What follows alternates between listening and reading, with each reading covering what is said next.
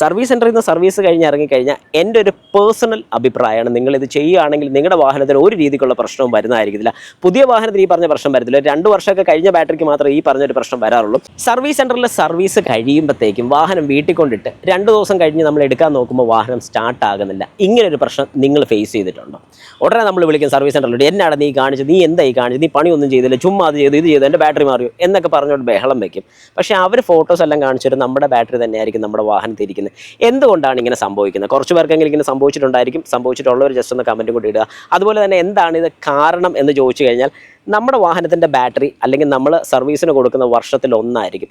ഒരു വർഷത്തിൽ കൊടുക്കുന്ന സമയത്ത് ചിലപ്പം ചിലർ കുറച്ചുകൂടെ നീണ്ടു പോകുമായിരിക്കും, ഡിലേ വരുന്ന ആൾക്കാർ കാണും. അപ്പോൾ ഇങ്ങനെയൊക്കെ വരുമ്പോൾ നിങ്ങൾ ശ്രദ്ധിക്കേണ്ട ഒരു കാര്യം എന്ന് പറഞ്ഞാൽ, നമ്മളിതൊന്നും കൃത്യമായിട്ട് നോക്കുന്നില്ല. അതുകൊണ്ട് തന്നെ ഇവർ ചെക്ക് ചെയ്യുന്ന സമയത്ത് ഈ ബാറ്ററിക്കകത്തുള്ള വാട്ടർ, അതായത് ബാറ്ററി വാട്ടർ കുറവായിട്ട് അവർ ബാറ്ററി വാട്ടർ ഫില്ല് ചെയ്തതിന് ശേഷം എന്താണ് സംഭവിക്കുന്നത്? ബാറ്ററി വാട്ടർ ഫില്ല് ചെയ്യുമ്പോൾ നോർമലായിട്ട് ബാറ്ററിയുടെ വോൾട്ടേജ് ഒന്ന് താഴും. ഇങ്ങനെ താഴുന്ന സമയത്ത് ആദ്യമൊക്കെ സ്റ്റാർട്ടാകും. കുറച്ച് കഴിയുമ്പോഴത്തേക്കും ഈ ബാറ്ററിയുടെ ലെവൽ, അതായത് വാട്ടർ ലെവൽ കൂടുന്നതിനനുസരിച്ച് അല്ലെങ്കിൽ വാട്ടർ ലെവൽ കറക്റ്റ് ആക്കിയ സമയത്ത് ബാറ്ററിയുടെ ചാർജ് കുറച്ച് താഴെ പോകും. നമ്മളൊന്ന് ചാർജ് ചെയ്യണം. ഈ ചാർജിങ് ആരും ചെയ്യുന്നില്ല. സർവീസ് സെൻ്ററിൽ അവർ ഓടിച്ച് നോക്കി 2 കിലോമീറ്ററിനകത്ത് ഓടിച്ച് നമുക്ക് വാഷിംഗ് ഒക്കെ കഴിഞ്ഞ് തരും. നമ്മൾ എന്ത് ചെയ്യും? നേരെ കൊണ്ടുപോയി വീട്ടിൽ കൊണ്ടിടും. ചിലപ്പോൾ 2 ദിവസം അല്ലെങ്കിൽ 3 ദിവസം അല്ലെങ്കിൽ അടുത്തൊരു ആവശ്യം വരുമ്പോൾ മാത്രം ഈ വാഹനം എടുക്കാറുള്ളൂ. അങ്ങനെ എടുക്കുന്ന ഏറ്റവും വലിയൊരു തെറ്റാണ്. അത് കാരണം എന്താണെന്ന് പറഞ്ഞു കഴിഞ്ഞാൽ, നമ്മൾ സ്റ്റാർട്ട് ചെയ്ത് ഇട്ടിട്ട് കാര്യമില്ല, ഡ്രൈവ് ചെയ്യണം. സർവീസ് സെൻ്ററിൽ നിന്ന് സർവീസ് കഴിഞ്ഞ് ഇറങ്ങിക്കഴിഞ്ഞാൽ എൻ്റെ ഒരു പേഴ്സണൽ അഭിപ്രായമാണ്, നിങ്ങളിത് ചെയ്യുകയാണെങ്കിൽ നിങ്ങളുടെ വാഹനത്തിന് ഒരു രീതിക്കുള്ള പ്രശ്നവും വരുന്നതായിരിക്കില്ല.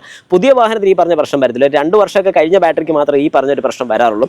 നിങ്ങൾ ചെയ്യേണ്ട കാര്യം എന്താണെന്ന് പറഞ്ഞാൽ, സർവീസ് കഴിഞ്ഞ് ഇറങ്ങുമ്പോഴത്തേക്കും തന്നെ കുറച്ച് ദൂരം, ഒരു ഏകദേശം 10 കിലോമീറ്ററെങ്കിലും ആ വാഹനം ഓടിച്ചിരിക്കണം. 2 ഗുണങ്ങൾ നിങ്ങൾക്ക് അവിടെ കിട്ടുന്നുണ്ട്.